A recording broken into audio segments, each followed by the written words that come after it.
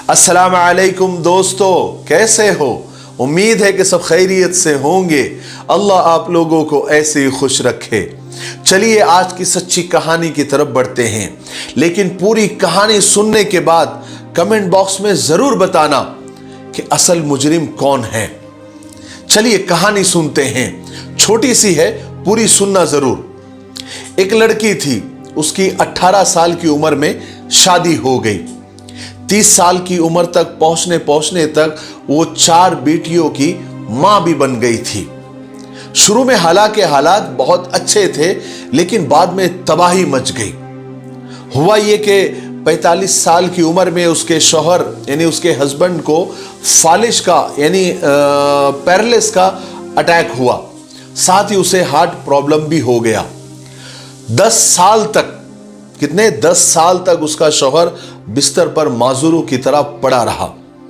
वो औरत बाहर काम करती, कमा कर लेकर आती, घर बार संभालती, बच्चे संभालती, उसके शौहर को संभालती, दवा दारू का इंतजाम करती, सारी चीजें वो औरत अकेले करती थी।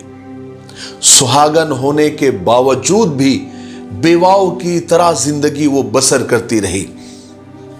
फिर अल्लाह का करना ऐसा हुआ कि 45-46 साल की उम्र में उसके शौहर का इंतकाल हो गया और उसने इद्दत गुजारी। इद्दत गुजारने के 2-3 महीने के बाद एक आदमी ने उसे निकाह का पैगाम भेजा। तो उस औरत ने, उस खातून ने एक जज्बाती सा जवाब दिया, एक आम सा जवाब दिया कि नहीं, मेरी अभी मेरा निकाह करना मुनासिब नहीं है, क्योंकि लोग क्या कहेंगे, समाज क्या कहेगा, बच्चे क्या कहेंगे, वगैरह वगैरह। लेकिन उस बंदे ने उसे समझाना शुरू कर दिया।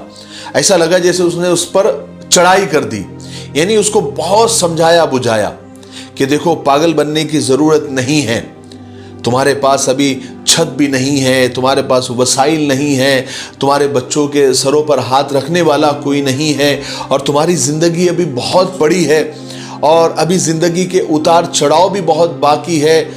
देखो, तुम इस वक्त जज्बात से नहीं बल्कि होश से काम लो।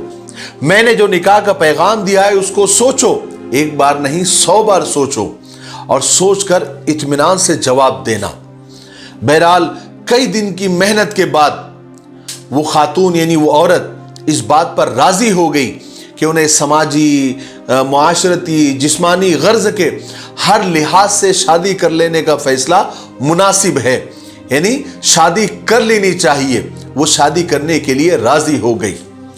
लेकिन उस औरत ने अपने घर वालों को बताना लाजमी और जरूरी समझा, जो कि सही भी था।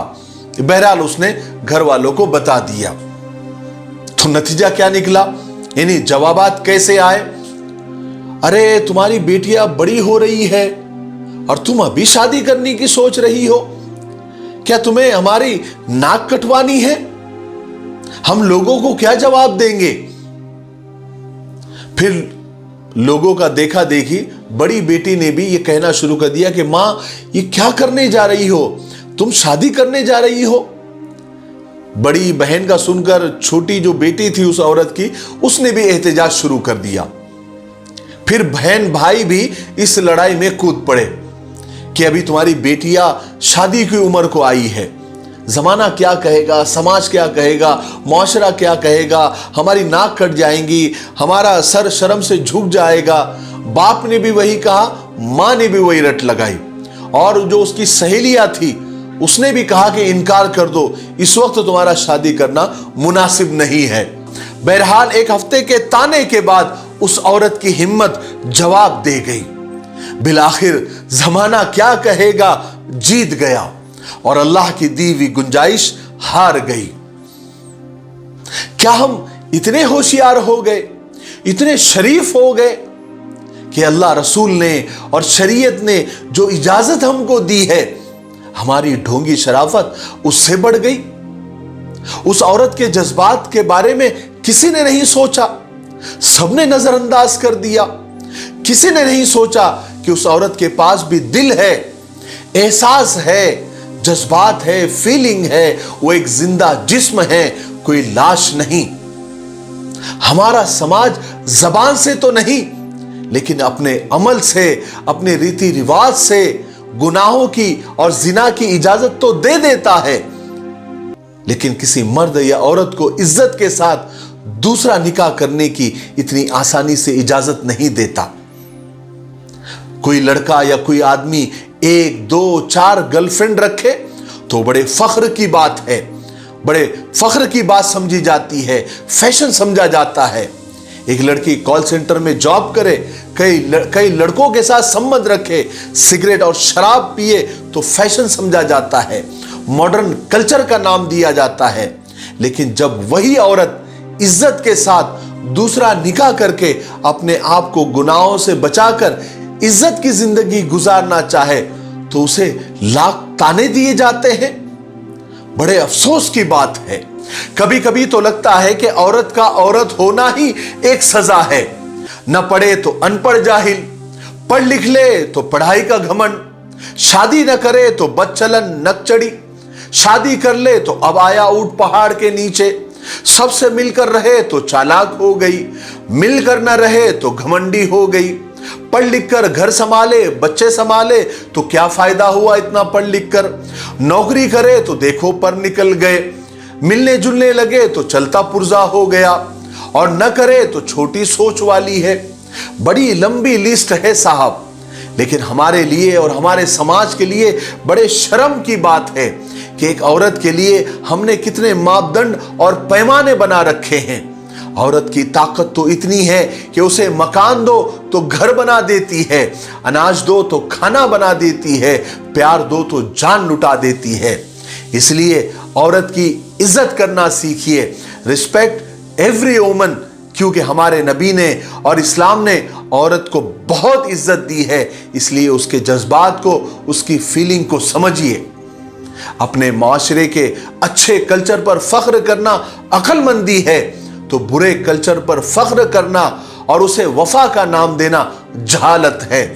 खुदा के वास्ते लोगों की जिंदगियों को आसान करे। अल्लाह का दीन आसानियां बांटता है। निकाह को आसान करे, जिना को मुश्किल करे, वरना आज हमारी अना और लोग क्या कहेंगे इसकी कीमतें हमारी औलादें चुकाएगी। मेरे भाइयों बहनों और दोस्तों, ये कोई कहानी नहीं, हमारे समाज की एक कड़वी हकीकत है। हमने जिना को आसान कर दिया है और निकाह को और शादी को मुश्किल, और दूसरे निकाह और दूसरी शादी को तो हराम बना रखा है। इसका मुजरिम कौन है? आप या मैं या हमारा समाज मुआशरा? और समाज और मुआशरा किससे मिलकर बनता है? आपसे और मुझसे। तो इसका असल मुजरिम कौन हुआ? किसे तौबा की जरूरत है? और कैसे अल्लाह के सामने खड़े होंगे? और कैसे अपनी बातों का और इन तानों का जवाब देंगे? कल को वो औरत अगर गुनाहों में पड़ती है और जिना करने लग जाती है या बदचलन हो जाती है, तो इसका असल मुजरिम कौन होगा? अब कमेंट बॉक्स में जरूर इसका जवाब देना, ठीक है? मुझे ऐसी उम्मीद है कि इस कहानी से हमको बहुत कुछ सीखने को मिला होगा। सोच बदलिए, जमाना बदलेगा। तब तक मेरे लिए, पूरी उम्मत के लिए और पूरी इंसानियत के लिए खैर और भलाई की दुआ करते रहें। अस्सलामु अलैकुम व रहमतुल्लाहि व बरकातुहू।